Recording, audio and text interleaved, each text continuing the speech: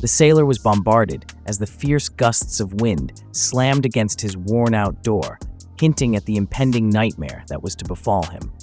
He twisted the knob with a trembling hand, his heartbeat racing as the door framed a scene that would haunt him forever. In the dim light, he spotted a woman wearing dark blue overalls, radiating confidence despite the madness revealed in her eyes. Her hair was a mix of brown and golden blonde, wrapping around a face that was equal parts enchanting and terrifying.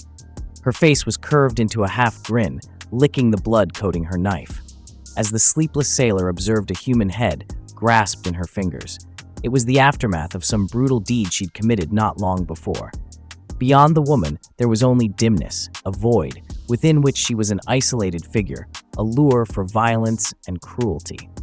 He struggled to avert his gaze, wishing to flee from the hideous sight. Yet, he was unable to control his focus. His eyes kept coming back to her. They traced the subtle contour of her figure, given an even more defined shape by the tightness of her uniform. His eyes watched her knife dance between her fingers, entranced by the graceful manner in which this was done. Unable to detach himself from the figure before him, a twisted desire surged inside him, one that had nothing to do with attraction and everything to do with the repulsion of his captivated thoughts.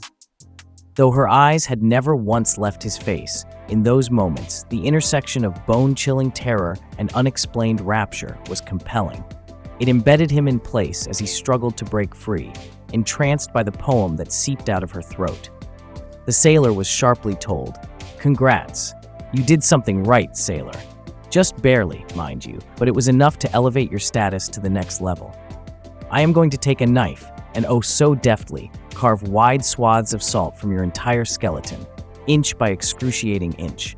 Relish every little pang and jolt of lightning that's about to come your way, because it will, my friend, for a very long time." At that precise moment, a shocking realization flashed through the sailor's mind. He recognized that this captivating woman would eventually lead to his undoing. And yet, as he stood there, on the cusp of complete ruination, he smiled to himself.